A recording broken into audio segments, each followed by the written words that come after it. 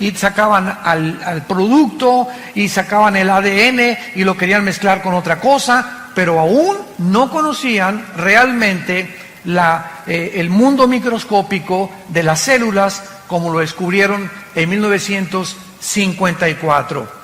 Entonces nos encontramos en un mundo muy complicado, un mundo muy difícil, un mundo científico, un mundo tecnológico, pero a pesar de estos increíbles avances tecnológicos y desarrollos científicos del siglo XX, nunca en la historia había habido un siglo con tantos ateos como en el siglo XX. El siglo XX de repente parece que todos estos descubrimientos de la tecnología y de la ciencia ensoberbecieron al hombre. Y así tenemos del principio, ¿verdad? Bueno, Carlos Marx ya fue del siglo XIX con Federico Engels cuando postuló su libro El Capital para desarrollar la ideología del comunismo, pero tenemos a Sigmund Freud, aparente a principios del siglo XX, ateo, tenemos a Friedrich Nietzsche, que dijo que Dios estaba muerto, a Bertrand Russell, a Sam Harris, a Richard Dawkins, últimamente, a todos estos, Jean-Paul Sartre, Carlos Sagan, el astrónomo ateo también. Y es increíble cómo el siglo XX comenzó a enseñar. Yo me acuerdo cuando fui a la Universidad de México, la UNAM, a la Facultad de Filosofía, que me invitaron a una conferencia de filosofía, porque tengo un doctorado en teología y filosofía, para que yo les demostrara a los estudiantes qué avances en la filosofía se han alcanzado en el siglo XX, y la respuesta fue cero. Y se quedaron los estudiantes así. El mío maestro de filosofía me dijo, ¿a qué se refiere usted con que no ha habido avance en la filosofía? Le dije, el siglo XX se conoce como el tiempo o el siglo de la desesperación, como lo escribió el filósofo francés ateo Jean-Paul Sartre en su libro El Muro y en su libro La Náusea. Es el tiempo de la desesperación. Como dijo Sartre antes de morir, he pasado mi vida luchando y demostrando algo que no existe, por lo cual he gastado mi vida en balde. ¿Para qué gasté mi vida tratando de pelearme con alguien que no existe y enojarme con no existe? Él mismo dijo, el ateísmo es insostenible filosóficamente. Sin embargo, al mismo tiempo que en el siglo XX surgieron todos estos ateos, recordamos que los más grandes hombres de ciencia del pasado eran cristianos. Galilei, que descubrió, ¿verdad?, el telescopio y pudo introducir a la astronomía, cristiano. Apúntalo, Blaise Pascal, astrónomo físico francés, cristiano, tenía a Jesucristo como su Señor y Salvador. Isaac Newton, que descubre la gravitación y el movimiento astronómico en el cosmos. Luis Pasteur, el mismo Alberto Einstein, que aunque nunca reconoció que era cristiano, dijo en su frase famosa, Dios no juega a los dados con el universo. Pero de repente tanta tecnología y tantos descubrimientos ensoberbecen al ser humano.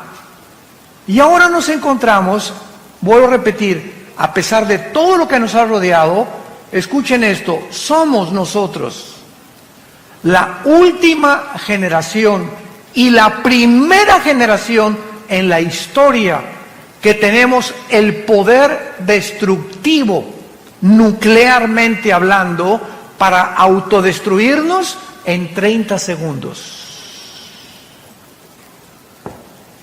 Somos la primera generación en la historia que podemos autodestruirnos y acabarnos y autoextinguirnos en menos de un minuto. El último misil que acaba Rusia de hacer se llama Satán. La palabra Satán significa en el hebreo el adversario. Y este misil que tiene Rusia y que Irán ahorita continúa desarrollando nuclearmente su armamento para tratar de gobernar el Medio Oriente, a destruir a Israel, estos misiles pueden salir de Rusia y llegar, síganme con mucho cuidado, si Rusia dispara un misil sin que Estados Unidos se dé cuenta, sale el misil y vuela y llega a Estados Unidos en 25 minutos. En esos 25 minutos que va volando el misil, los satélites norteamericanos e israelíes, a través del Mossad, que es el servicio de inteligencia de Israel, detectan el misil, pero ese misil puede venir también de Ucrania o puede venir, no lo pueden detectar exactamente la ubicación de dónde viene. Muy bien, entonces localizan al misil y el presidente de Estados Unidos, actualmente el presidente Donald Trump, trae un portafolio, todos los presidentes norteamericanos traen un portafolio con una computadora con códigos que solamente él sabe el código, para que cuando tenga él la comunicación que un misil se dirige a Estados Unidos, él abre el portafolio y apriete un botón, y ese botón suena en la marina, en los portaaviones, suena con la armada terrestre y suena con el poder aéreo, con todos los pilotos aéreos, para que tanto la marina como los pilotos de la Fuerza Aérea y como los soldados puedan preparar sus misiles para interceptar el misil. Solo que hay un problema, que cuando el presidente abra su portafolio, el misil llega antes que el presidente lo pueda abrir. Y esto comenzó a suceder en los últimos 8 años en Estados Unidos, cuando el presidente Barack Obama, mandó desnuclearizar y quitar todas las armas nucleares e interceptar y decir que el portafolio era inefectivo. Lo tuvieron que volver otra vez a codificar, y ha impedido que Estados Unidos, el escudo que le llaman antimisiles que tienen en Hawái y el escudo antimisiles que tienen enfrente de Nueva York, pueda funcionar con los submarinos Poseidón que están apuntando a Estados Unidos, y que tiene cada submarino 6 torpedos nucleares, y un solo torpedo de ese submarino destruye 5 ciudades en 10 segundos. Y están apuntando en el Atlántico y están apuntando en el Pacífico. Basta solamente que algún loco, como ahorita el dictador de Corea del Norte, apriete un botón para desatar una conflagración a nivel internacional nuclear, que de acuerdo a la Biblia, en Apocalipsis 6, versículo 4, el cuarto jinete del Apocalipsis mataría a 1/4 parte de la humanidad. En este mundo nos encontramos un mundo de locos, donde la tecnología nos ha ensoberbecido y donde creemos que el ser humano, a través del humanismo, tiene la capacidad de resolver los problemas que van mucho más allá de nuestra capacidad humana para poder resolverlos. Nos hemos querido convertir en dioses. Este es el mundo que actualmente nos rodea. Y antes de entrar un poco más al tema, ¿por qué Rusia, Irán, Siria y Turquía se acaban de unir? Porque hace 25 siglos, en el libro de Ezequiel, capítulo 38, lo vimos ahí, 39, hace 2600 años, la Biblia profetizó que antes que Cristo regresara, se uniría Rusia con Siria, con Irán y con Turquía. Y estas naciones que la Biblia profetizó hace 2600 años, son exactamente las naciones que han formado un eje en el Oriente para poder controlar el Medio Oriente, donde se encuentran debajo de Arabia Saudita, de Irak y de Irán, casi el 70% de la producción petrolera del mundo. Entonces, el Medio Oriente es una manzana de la discordia. Por eso los ingleses antes de la Primera Guerra Mundial, por eso los árabes después de la Segunda Guerra Mundial, por eso Estados Unidos, por eso todo ha hecho que gire alrededor del Medio Oriente, donde la Biblia dice que comenzó la humanidad y donde la Biblia dice que la humanidad terminará en la ciudad de Jerusalén. Ahí va a terminar la humanidad con la batalla del Armagedón o la Tercera Guerra Mundial. Ahora, Rusia, ¿por qué cuando Trump le dijo a Putin, por favor, déjanos derrocar al presidente Assad de Siria? Porque Rusia lo impidió. Porque Rusia tiene la única base naval en Siria que está a orillas del Mediterráneo. Entonces, si quiere Rusia evitar que por el Mediterráneo se metan sus enemigos, lo harían. Y jamás Rusia abandonará a la familia de los Assad. Ni tampoco Rusia permitirá, mientras esté Putin, que Siria caiga en manos de otra nación. ¿Por qué se acaba de unir con Irán?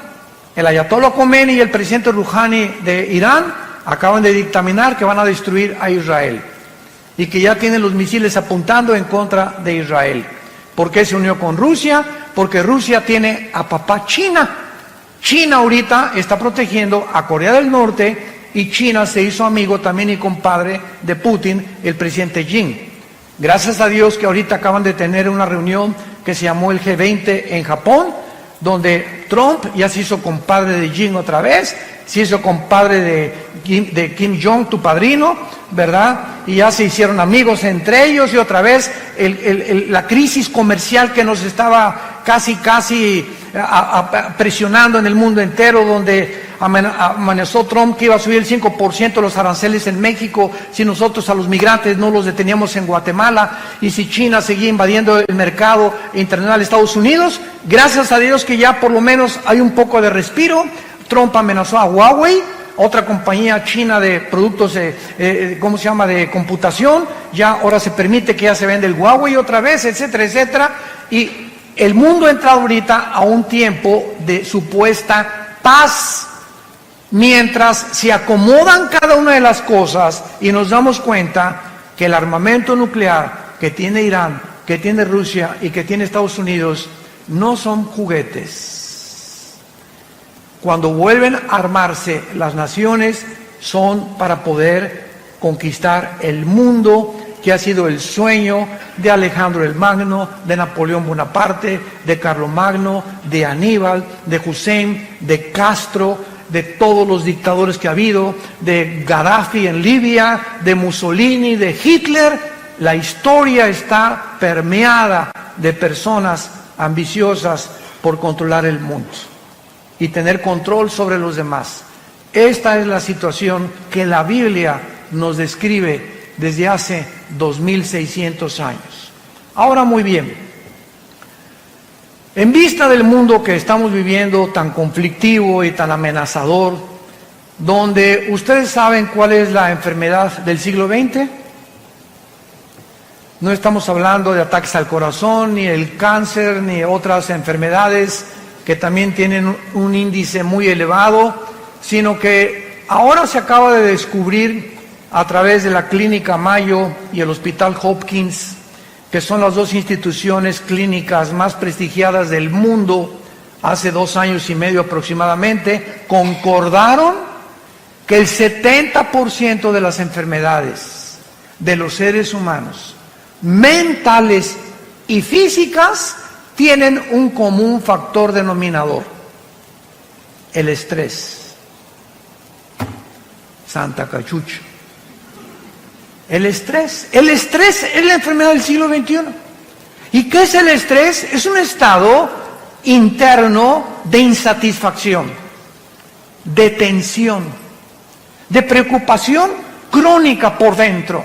No puedes estar en paz contigo mismo. Quítate a los niños, no me estás molestando ahorita, no te me atravieses, con el claxon, y se bajan y se pelean y se matan, y la gente está en un estado de rencor, de amargura y de odio como jamás se había visto. Siempre ha habido guerras, siempre ha habido revoluciones, pero ahora es de carácter interno. Ahora el ser humano se está descomponiendo porque algo dentro de su vida no le da la paz que necesita.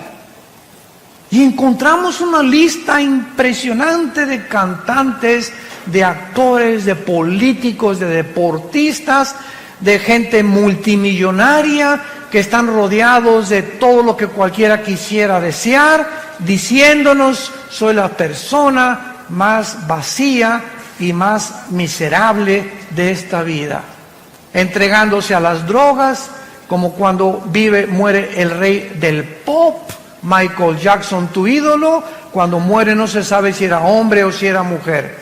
Cuando muere el rey del rock, Elvis Presley, muere con un plato con su cara sobre la sopa, diciendo que ya no quería vivir, con 500 mujeres formadas en fila en su casa de Memphis, esperando tener relaciones con él. ¿Qué ha sido tu sueño? Rabo verde. Y todo lo que nosotros pensamos que nos podría dar, o lo que quisiéramos algún día soñar, nos damos cuenta que lo han tenido los seres humanos, como Salomón escribió en el libro de Eclesiastés capítulo 2, a la risa le digo enloqueces, y al placer ¿de qué sirve esto? Cuando tenía 800 esposas. Tú nada más tienes una. Tenemos, dijo el otro, ¿verdad?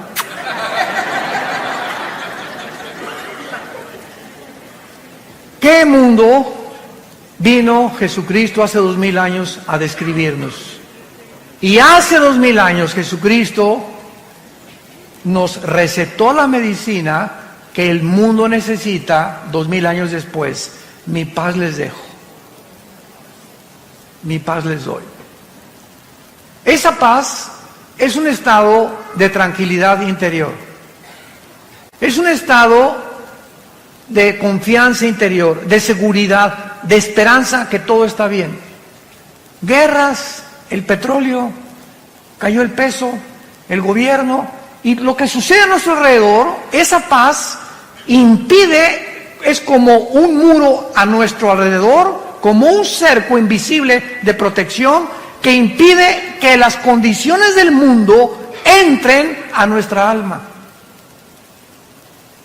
Y que el mundo puede estar cayéndose junto a nosotros y nosotros tenemos tranquilidad y paz porque sabemos que estamos en manos de nuestro Creador. Y que nada ni nadie nos podrá nunca separar de Él. Hace algún tiempo un rey mandó, o más bien decretó un concurso, que por favor, entre los pintores que había en el reino, ¿quién podría pintar un cuadro que describiera la paz? Y pues hubo bastantes personas que se acercaron y pintores a concursar. Y pues uno pintó así el Popocatépetl, así, ¿verdad? Bonito, tranquilo, no explotando desde luego. Otro el mar, la bahía de Acapulco, así lindo, otro un bosque, etcétera, etcétera. Y finalmente, el que ganó el concurso fue un pajarito que estaba detrás de una cascada dormido. A ese le dieron el primer premio, porque así es la paz. Podemos estar con los ojos cerrados y caer una cascada a nuestro alrededor de problemas y tribulaciones, pero el pajarito sabe que él está seguro detrás de la cascada. Y nosotros recordamos las palabras que nos dijo el Señor: no temas, pequeña manada, nunca te dejaré ni te abandonaré. Estaré contigo hasta el fin del mundo.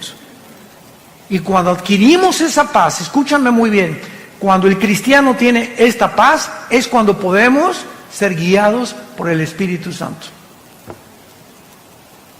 Tú no puedes discernir al Espíritu Santo ni leer la Biblia como Pepita en comal. Ay, hermano. Ay, hermano. Señor.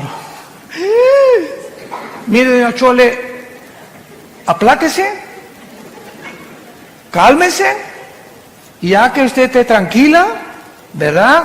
Hínquese. Es que mi hija se fue de la casa. Pastor, hasta que usted no se calme y hasta que tú no estés tranquilo y comiences a hincarte y a alabar a Dios y decirle: Señor, gracias porque este estado de estrés en el que me encuentro no va a hacer regresar a mi hija.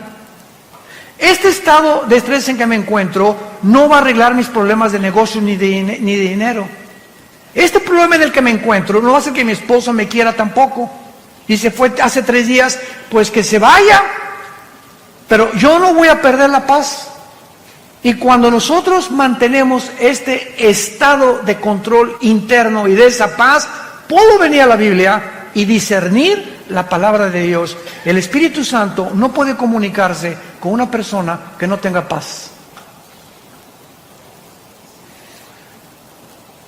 Por eso es tan importante, la paz les dejo, porque es importante para poder acercarnos a Dios y discernir la voz del Espíritu Santo. Vamos a 2 de Pedro, nuestro pasaje que acabamos de leer, y vamos a ver de qué manera se relaciona con todo lo que estamos compartiendo. Veamos de qué manera nuestra esperanza y la seguridad que tenemos los cristianos de que Jesús viene por nosotros en cualquier momento. Y tu taller de carpintería, tu taller de plomería, tu bufete de abogado, tu consultorio médico, tus propiedades, tus edificios, tus condominios, tus coches y todo lo que hemos nosotros tratado de amontonar en cualquier momento. Si Jesús no viene y tú estás creyendo, pues tengo todavía 10 años de vida o 20 años de vida, estoy joven, tengo 40 años, etcétera, etcétera. En cualquier momento puedes ir a cualquier clínica y te dice el médico, le acabamos de tener una radiografía, usted tiene cáncer. Pero ¿cómo que yo me siento muy bien? Es que la radiografía no miente, señor, usted tiene cáncer. Y en ese momento que tú sabes que ya, a partir de esa noticia, tienes los días contados, ajustas toda tu vida. Y te das cuenta que rápido pasó tu vida y que en cualquier momento ya te puedes ir al otro lado, a la presencia del Señor o al infierno, según sea tu condición, y que en ese momento este diagnóstico mueve tus sentimientos, tus emociones, tus negocios y todo. ¿Por qué? Simplemente porque sabes que tu vida está en un hilo y estás en la orilla de un precipicio. Ahora, no necesitamos que alguien nos dé este diagnóstico de la misma manera. Cristo puede, dentro de 2-3 horas, mañana, venir por nosotros. ¿Cuál es el mensaje que les quiero compartir? Con lo que el apóstol Pedro nos comunica en este pasaje. Veamos entonces los consejos que nos da. Número 1. La primera cosa que se nos aconseja en 2 de Pedro capítulo 3, particularmente las promesas relacionadas con el futuro, es el origen de las promesas de Dios. Amados, esta es la segunda carta que los escribo, y en ambas despierto con exhortación vuestro limpio entendimiento. O sea, lo primero que Dios nos dice es, quiero que entiendan. Padre, ¿qué quieres que entendamos en esta época? Versículo 2, que tengamos memoria de las palabras que antes nos fueron dichas por los santos profetas y el mandamiento del Señor y Salvador dado por nuestros apóstoles. Lo primero que tenemos que recordar es las promesas de Dios. Nunca te dejaré, nunca te abandonaré. Ten paz. No importa tu destino, tu futuro, las noticias, lo que al mundo le pase. Recuerda las cosas que están escritas en este libro. Veamos, por ejemplo, en el libro de Isaías, capítulo 44, versículos 6 al 8, lo que hace 2500 años aproximadamente Dios nos dijo. Isaías 44, del 6 al 8. Así dice Jehová, Rey de Israel, y su Redentor, Jehová de los ejércitos: yo soy el primero y yo soy el postrero. Yo soy el primero y yo soy el postrero. Y fuera de mí no hay Dios. Y nos pregunta Dios, ¿quién proclamará lo venidero? O sea, el futuro. Lo declarará y lo pondrá en orden delante de mí, como hago yo desde que establecí el pueblo antiguo. Anúncienles lo que viene y lo que está por venir. No tengan miedo. No teman, no se amedrenten. No te lo hice oír desde la antigüedad y te lo dije. Luego ustedes son mis testigos que no hay Dios sino yo. No hay fuerte, no conozco ninguno. Cuando Dios dice, yo soy el alfa y el omega, es la primera letra del alfabeto griego y la última letra del alfabeto griego, el alfa y el omega. Si nos dice Dios, yo soy el primero, y yo vengo a la Biblia y leo Génesis, y veo que los científicos actuales están poniéndose de acuerdo y reconociendo que la descripción de la creación del universo, de acuerdo a los primeros 2 capítulos del Génesis, coincide con la astronomía, coincide con la física, con la primera y la segunda ley de la termodinámica, coincide con la biología y coincide con la paleontología y con la antropología.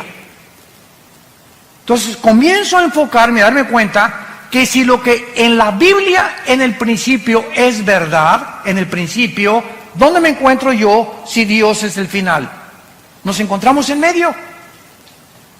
Entonces, ¿qué es lo que nos está diciendo Dios? Voltea hacia el pasado y ve todo lo que es escrito en la Biblia. Solo en la muerte de mi hijo en la cruz, 33 profecías se cumplieron, al pie de la letra.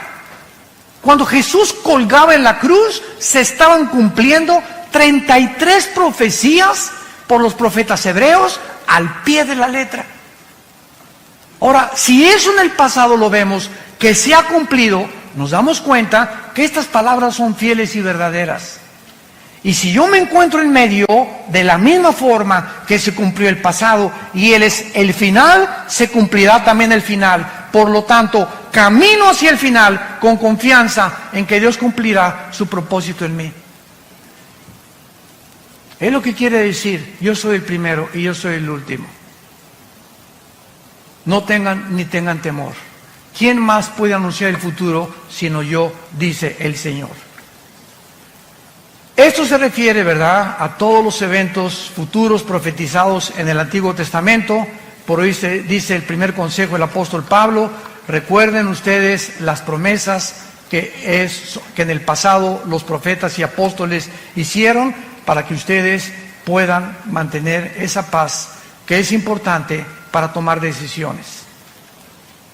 Tú no puedes tomar una decisión con quién te vas a casar, qué coche comprar, qué terreno vender, qué cosa hacer, qué negocio llevar, qué medicinas tomarte si no tienes paz. La falta de paz nos hace tomar decisiones equivocadas, de las cuales nos vamos a lamentar el día de mañana.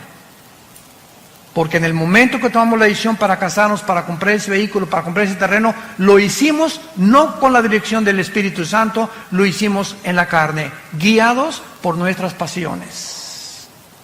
Y es cuando nos lamentamos y después le echamos la culpa a Dios por la condición en la que estamos viviendo.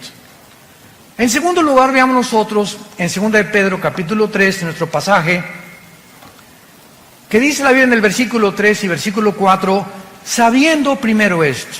Es la segunda cosa que Dios quiere que sepamos. Número 1, las promesas de Dios. Número 2, tenemos que saber que en los tiempos que estamos viviendo, o sea, los postreros días que son los nuestros, vendrán burladores. Vendrán burladores. El siglo XX se llenó de ateos. ¿Quién es un ateo? Una persona que se burla de alguien que no existe. Santa María Catarina. Es una persona que se burla o insiste en pelearse con alguien que no existe. Por eso decía Sartre que es insostenible filosóficamente el ateísmo. Entonces vendrían burladores y los vemos, aunque ya son menos, andando según sus concupiscencias. Y estos burladores, dice la Biblia, versículo 4, van a comenzar a decir: ¿dónde está la promesa de que Cristo va a regresar? O sea, de su advenimiento. Porque desde el día en que los padres durmieron, o sea, todas las cosas en el mundo han sido así.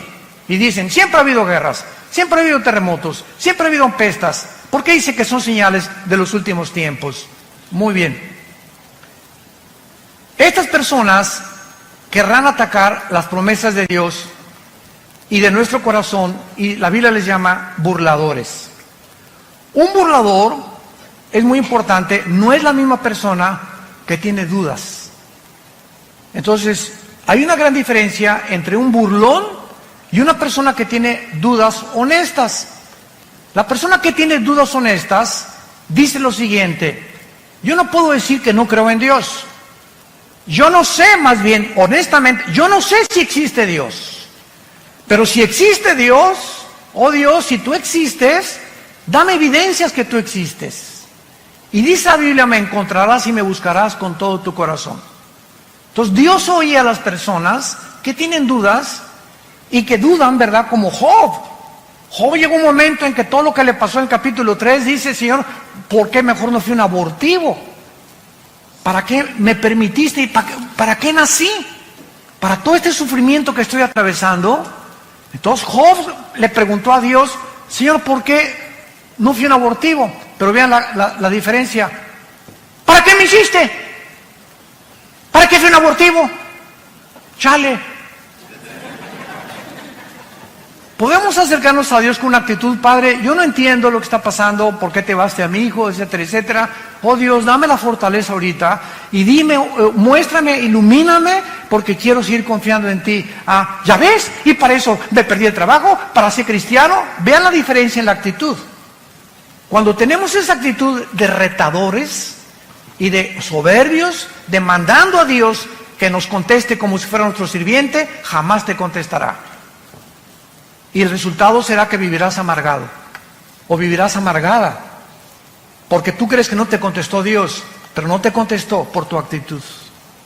Porque sin humildad no podemos tener palabra de Dios. Entonces, las personas que dudan están abiertos, pero el burlador ni siquiera quiere oír las evidencias ni hacer caso de las evidencias. ¿Se acuerdan de los fariseos en tiempos de Jesús? Los fariseos vieron a Jesús sanar, vieron echar demonios, vieron las palabras, jamás los insultó, jamás dijo groserías, jamás vendió marihuana, jamás hizo daño a nadie, y estuvieron con Jesús. Y los fariseos, el día que planearon matar a Jesús, que es en el capítulo 11 del Evangelio de Juan, fue cuando resucitó a Lázaro.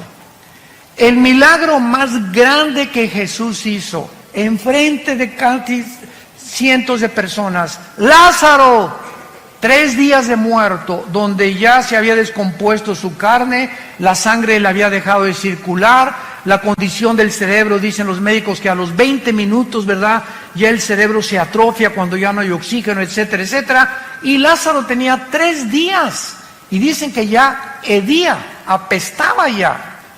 Pues cuando Jesús dice: Lázaro, ven fuera, el Espíritu llega, se mete a Lázaro y comienza la reconstrucción de sus células, la circulación de la sangre, y sale Lázaro. Era para que cualquiera hubiera creído, ¿no crees? Estás buscando de que si yo veo un milagro voy a creer en Dios. Pues los fariseos vieron resucitar a Lázaro y ese día dijeron: planeamos quitarle la vida. Burladores. Yo me he encontrado con diferentes tipos de ateos y diferentes tipos de personas, como uno les conté hace algún tiempo en una reunión, que saliendo de una conferencia en un hotel en México, en el elevador se acercó un señor así muy retador, me dice: usted es el doctorcito Alducin, ¿verdad? Pero así, ¿verdad? Yo le iba a decir: bueno, ¿y qué te importa, no? Pero no le pude decir eso, me daban ganas, no nos dan ganas a veces. ¿Usted, verdad? Sí. ¿Y en qué le puedo servir, señor? A ver, diga, contésteme. Pero así, a ver, contésteme. Dios es todopoderoso, ¿verdad? Sí, claro, le contesté. Bueno, si es todopoderoso, entonces no tiene poder para destruir al diablo. Y le dije: claro que sí. Y le dije: pero dele gracias a Dios, porque comenzaría con usted. El hecho que Dios no haya terminado con la maldad implica que Dios no quiere que todo mundo sea condenado. Y le dije: el hecho, cuando bajamos el elevador, que usted quiere que le conteste la pregunta en la actitud burladora en la que usted se me está acercando, no merece que le conteste como yo le contesté. Pero así encontramos tipos de diferentes personas con diferentes actitudes.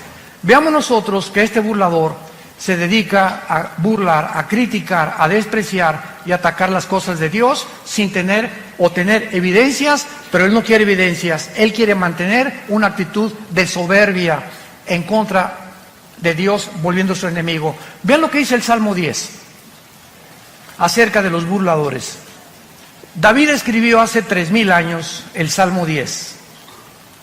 Y dice la Biblia que aquí se describe algunas características de este tipo de personas que abundan a nuestro alrededor. Las encontramos en los maestros de escuela, en las universidades, profesionistas, médicos, en fin, ¿verdad? En todas las áreas de la sociedad se encuentran estas personas. Dice el Salmo 10, versículo 3 al 5, porque el malo se jacta, o sea, se enorgullece del deseo de su alma. Bendice al codicioso y desprecia a Jehová. El malo, por la altivez de su rostro, no busca a Dios. No hay Dios en ninguno de sus pensamientos. Sus caminos son torcidos en todo tiempo. Tus juicios los tiene muy lejos de tu vista. Y dice en su corazón, no seré movido jamás, nunca me alcanzará el oportunio. Y el capítulo 14 de los Salmos, versículo 1, dice, el necio dice en su corazón, no hay Dios. El necio o el burlón dice en su corazón, no hay Dios. Ahora, ¿por qué actúan de esta manera? Regresamos a nuestro pasaje de Segunda de Pedro. ¿Por qué estas personas actúan de esta manera? Donde ya ni las evidencias les funcionan. Simplemente cuando una persona ha decidido, escúchame muy bien, no creer en Dios, como una vez una persona me dice, si yo veo un paralítico levantarse de su silla de ruedas, voy a creer en Dios. Y le dije, no es cierto. Porque si tú ves un milagro de un paralítico levantarse, tus emociones van a ser afectadas y tus sentimientos también, y vas a decir, de veras, está caminando, don Paquito ya tenía 15 años, pero esas emociones que fueron despertadas en ti, de asombro, ¿cuánto te van a durar? ¿3 días? ¿5 días? A la semana regresas a tu misma incredulidad, porque no son los milagros los que nos cambian por el oír, es por la palabra y por la palabra de Dios. Romanos capítulo 10. La fe no es por ver, la fe es por oír. Y si tú cuando oyes las palabras de la Biblia no crees, aunque veas a alguien saltar de una silla de ruedas, no es cierto que vas a creer, porque tu problema no son las evidencias, escúchame esto, tu problema es tu moral. Un día tuvimos una cruzada muy grande en la Plaza de Toros de Villahermosa, Tabasco, en el estado de Tabasco. Y fue una cruzada dedicada a la juventud, hablé del suicidio, de la drogadicción, de la ideología de género, etcétera, etcétera. Y a la salida me estaban esperando 3 muchachas. Y se acerca una muchacha y me dice, oiga, pastor, es que la amiga que trajimos me dice que usted nos quiere asustar porque prediqué del infierno la última noche. Que usted nos quiere asustar porque el infierno no existe. Entonces le pregunté a la muchacha, oye, ¿por qué no crees en el infierno? No, pues porque no es cierto, usted es el único que viene a asustarnos.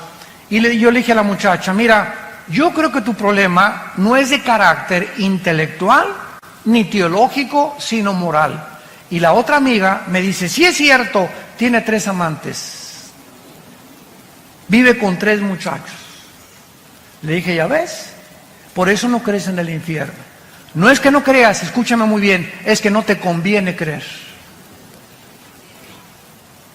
Y así hay cantidad de gente en tu familia, amigos, que les puedes traer, les puedes mostrar, pero no les conviene porque ellos saben muy bien que al enfrentarse ante la verdad y ante la luz los va a desenmascarar.